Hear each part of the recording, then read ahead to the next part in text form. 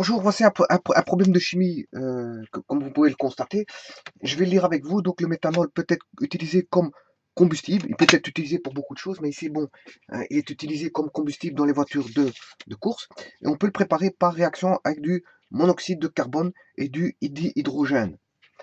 Euh, voilà. Donc, ça veut dire qu'on peut préparer, je veux dire, une solution, euh, enfin, de monoxyde de carbone, qui est bien sûr à l'état gazeux, de l'hydrogène à l'état gazeux et du méthanol qui va devenir liquide.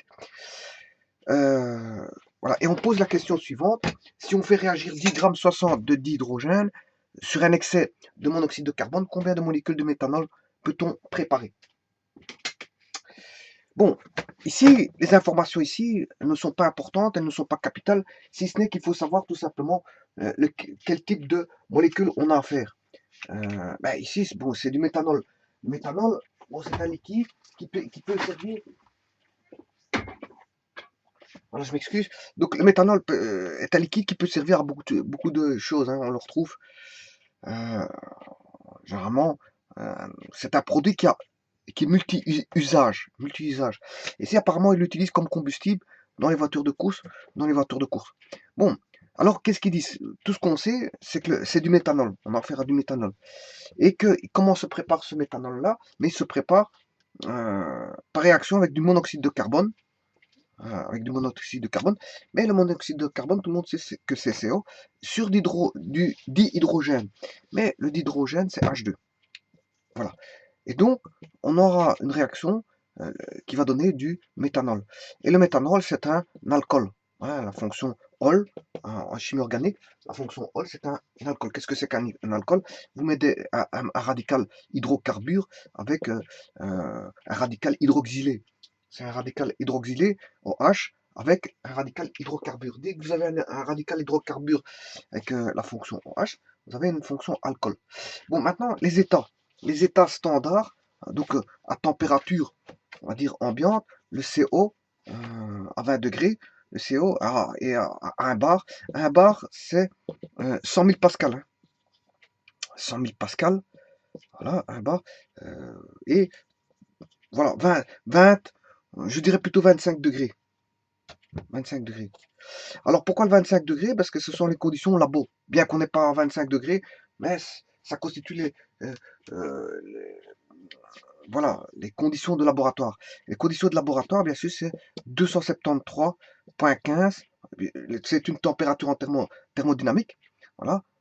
Parce que si je fais la loi des gaz parfaits, la loi des gaz parfaits, PV égale NRT. NRT. Voilà.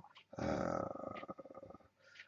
voilà. Si T valait 0, par exemple, 0 degré en température au degré de Celsius, je ne peux pas diviser par le 0.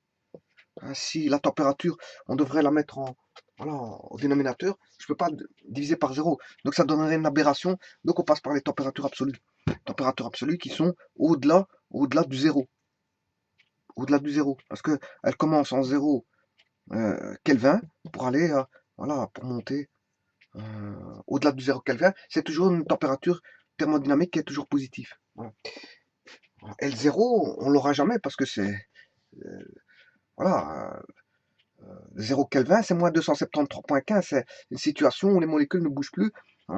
Voilà, voilà, c'est un vide poussé. C'est un vide poussé. On approche du 0 Kelvin, mais on l'aura jamais. Voilà. Alors, ici,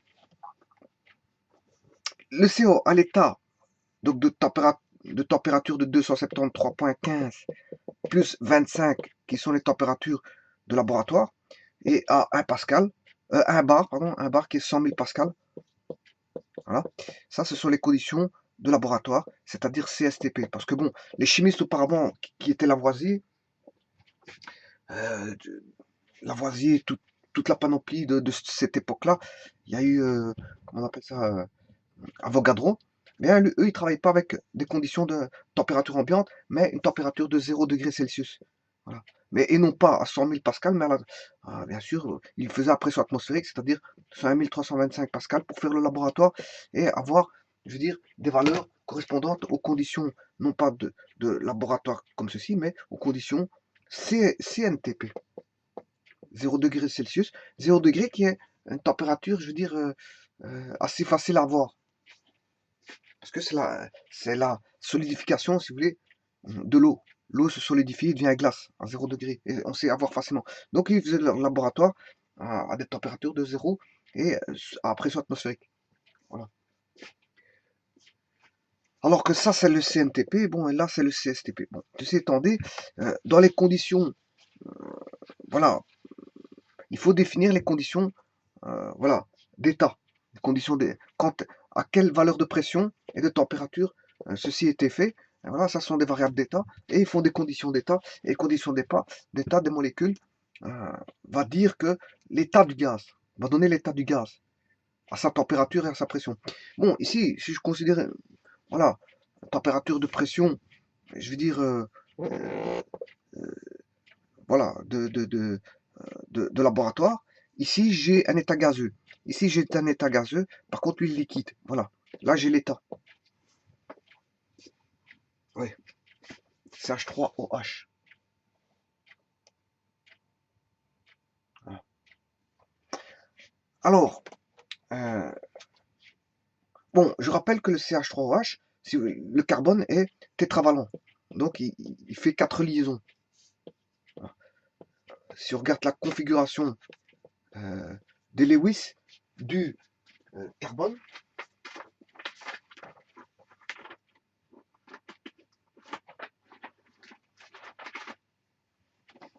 le carbone est tétravalent et sa configuration de Lewis, voilà, on peut le voir, c'est un carbonide et tous les carbonides ont une configuration de Lewis avec chaque fois un électron célibataire. Effectivement, c'est ce qui se passe ici. On a chaque fois un électron célibataire qui va faire une liaison, qui va donner 4 liaisons. Bon. Donc ça, c'est la configuration de Lewis pour les carbonides. Et le carbone, bon, c'est un carbonide. Donc, on va réécrire ceci. Et alors, à ça est adossé, si vous voulez, un oxygène et un hydrogène. La configuration de Lewis de l'oxygène, mais l'oxygène, c'est de la famille des sulfurides. Et les sulfurides, si on regarde les sulfurides, il y a 2 électrons célibataires ainsi que 2 doublets. Voilà, configuration de Lewis. Ce qui veut dire que mes 2 doublets sont ici, pour l'oxygène, mes 2 électrons célibataires sont là. Et là, on retrouve les 2 doublets. Maintenant, pour l'hydrogène, l'hydrogène, c'est un alcalin, et en fait, il a, en configuration de Lewis, si on regarde bien, il a qu'un électron célibataire. Donc, grâce à ça, voilà l'hydrogène avec son électron célibataire qui est ici. Voilà, les 2 doublets de l'oxygène sont là, les 2 électrons célibataires de l'oxygène sont là, les 4 électrons célibataires du carbone, ils sont là, et fatalement à ça sont adossés 4 hydrogènes avec chacun leur électron célibataire. Voilà l'écriture d'une molécule suivant la configuration de Lewis. Elle est écrite sous forme d'une configuration de Lewis. Maintenant, certains sont un petit peu fainéants en écriture de la chaîne moléculaire. Donc, qu'est-ce qu'ils vont faire? Ils vont écrire ceci. Voilà. Et ceci, on comprend. On comprend que c'est un radical hydroxyle qui est adossé à une chaîne, un radical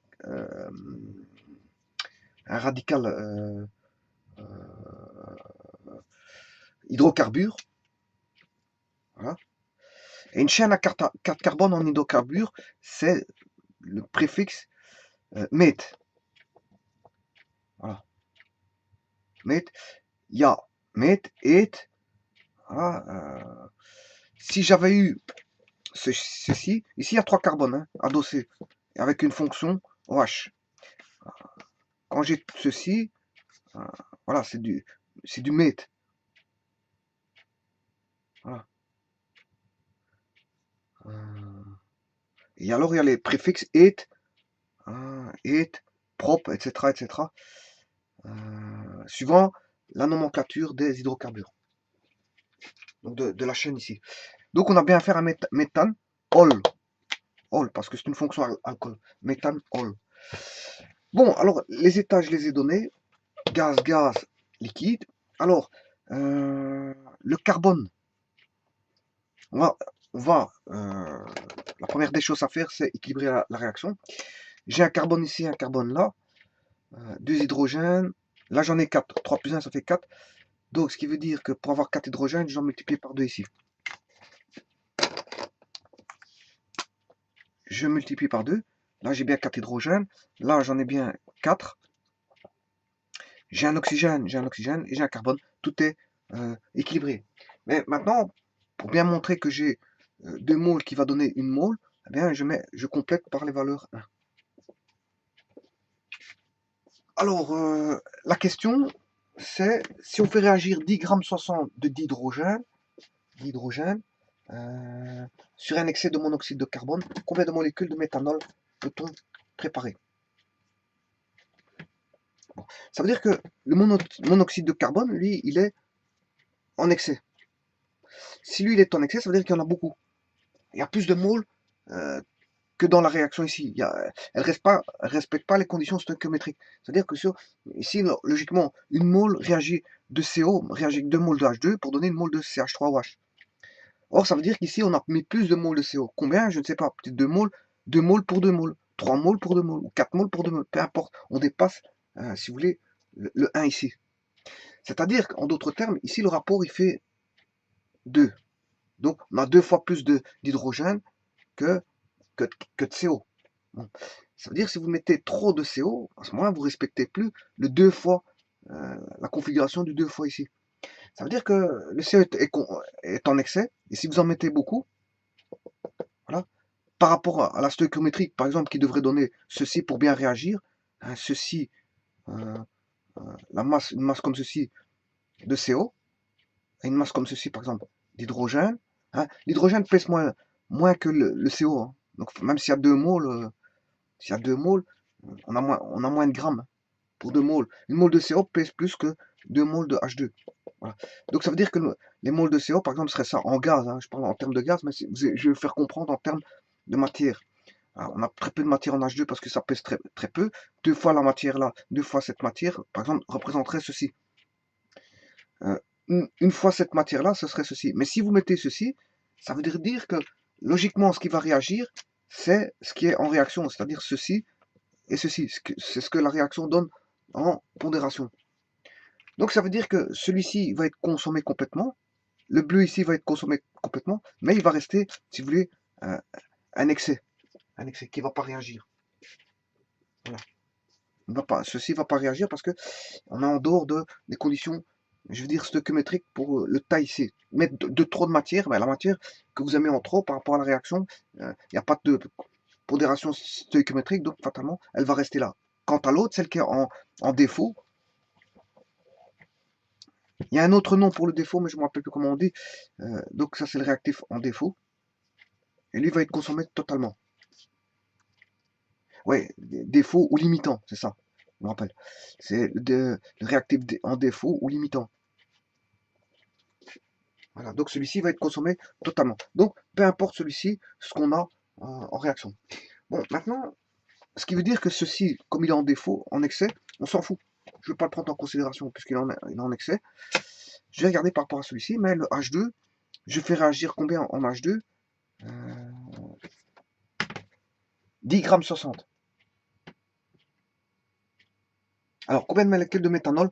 Là, on parle en termes de molécules. Combien de molécules de méthanol aura-t-on si je fais réagir 10,60 grammes d'H2?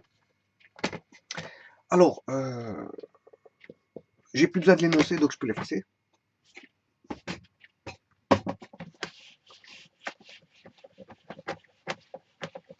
On va chercher la masse molaire. La masse molaire, généralement, ça s'écrit avec grand M. Et la masse en réaction, c'est petit m. La masse molaire d'H2, bon, le H, tout d'abord, le H, il fait 1 gramme. Pour la H2, c'est 2 grammes par mole. Hein. 1 gramme par mole, c'est pour une mole. Hein. Voilà, c'est 2 grammes par mole. Voilà. Alors, le CH3OH, le O, le C, il fait 12 grammes. Le H3 j'en ai 4, parce que 3 plus 1, ça fait 4. Plus 4, plus l'oxygène, c'est 16. 6 plus 4, 20, plus 12, 32 grammes. Voilà, pour une mole. Hein. Voilà. Donc le CH3OH, CH3OH, c'est 32 grammes par mol.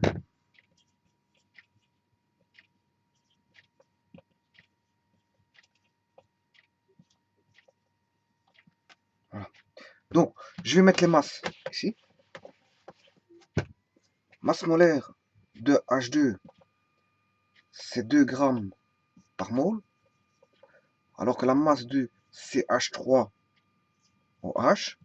est égale à 32 grammes par mol. Voilà. Alors maintenant, on sait bien que 2 moles d'H2 donnent une mole de CH3OH. Bon. Mais qu'on fait réagir 10 grammes 60 d'H2. Voilà. Mais 2 moles d'H2, ça pèse 4 grammes. Donc, 2 moles d'H2 pèse 4 grammes. C'est 4 grammes. Or, moi, on doit mettre 10 grammes 60, mais on ne sait pas combien de moles qu'on a. Donc, c'est X moles d'H2 vont me donner 10 grammes 60. Alors, le rapport entre 10 et 60, je vais faire tout de suite. Pour autant que je trouve ma machine.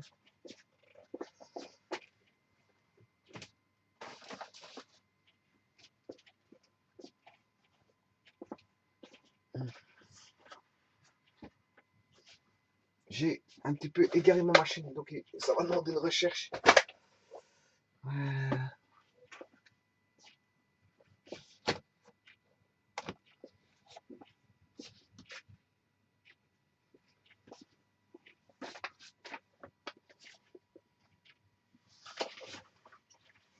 Enfin, c'est pas grave, je peux le faire à la machine à calculer, à la... Comment on appelle ça? À mon GSM, donc je vais faire à mon GSM parce que j'ai garé ma machine.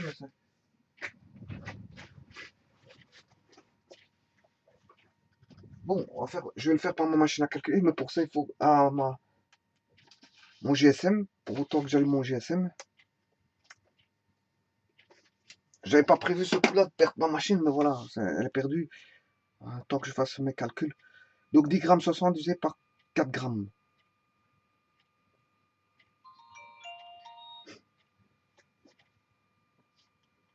En attendant qu'elle s'allume. Ah bah voilà. Là, j'ai trouvé ma machine. Voilà. Donc ce qui fait 10 grammes 60 divisé par 4. 2,65. Donc le rapport ici, il est de 2,65. 2,65. Ce qui veut dire que j'ai combien de moles, hein? Sachant que 4 grammes, c'est 2 moles, j'ai 2 fois 2,65. Donc on va faire 2 fois 2,65, 2 fois 2,65, ce qui fait 5,3 moles. Donc 5,3 moles, en vérité on a ici 5,3 moles d'H2.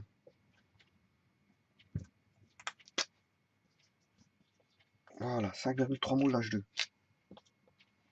Bon, et on retrouve bien que 10,60 divisé par 5,3, ça fait bien une mole d'H2 va peser 2 grammes.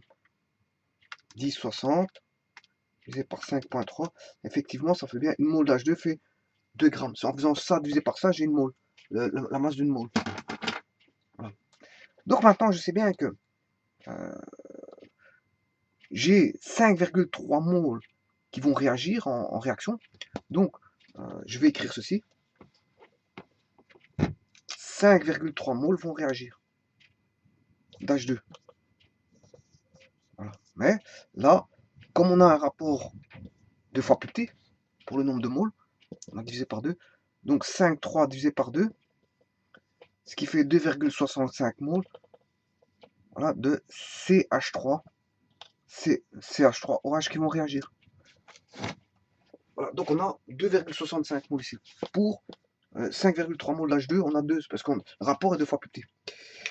Voilà, maintenant, on va calculer le nombre de molécules, parce que c'est la question, de CH3OH, sachant qu'il y a 2,65 moles.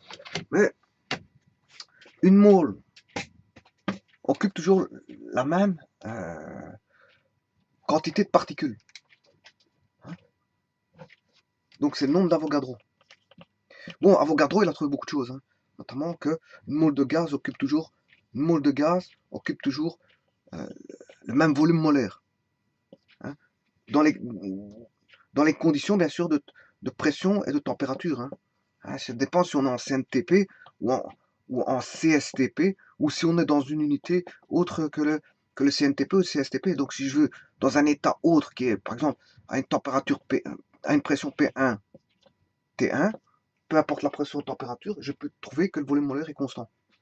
Si je suis en CNTP, on sait bien que le volume molaire est constant, il vaut 22 litres 4. Et en CSTP, il vaut 24, 24,7 ou 24,8, quelque chose comme ça.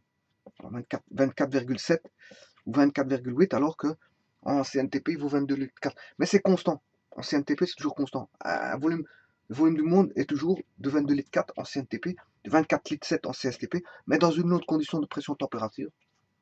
Ce sera un autre volume molaire. Mais ici, Avogadro a dit que le volume molaire était constant. Et c'est aussi lui qui a dit que une mole occupait toujours la même quantité de matière. Donc il l'a fait pour les Avogadro a établi la loi pour, si vous voulez, les solides et les liquides, mais aussi pour les gaz. Voilà.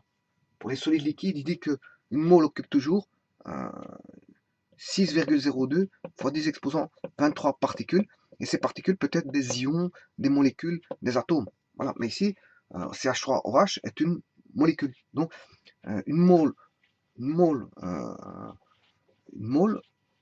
va occuper 6,022 fois 10 exposant 23. Or, ici, on a combien de moles?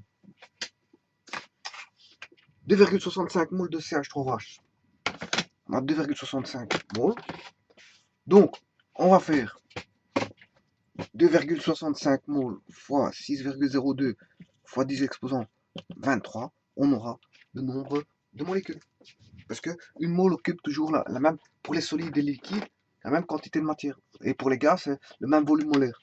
Donc, Avogadro a trouvé la loi sur la matière et les gaz.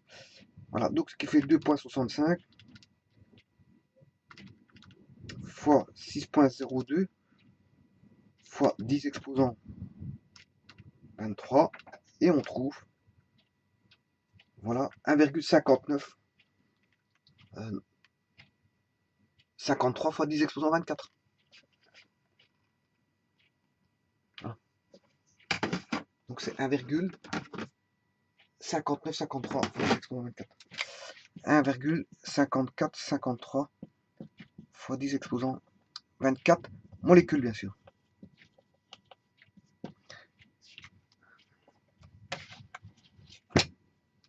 Voilà, je vous remercie. Ouais, molécules de CH3 OH, bien sûr. Hein. Entendons-nous bien. Je vous remercie.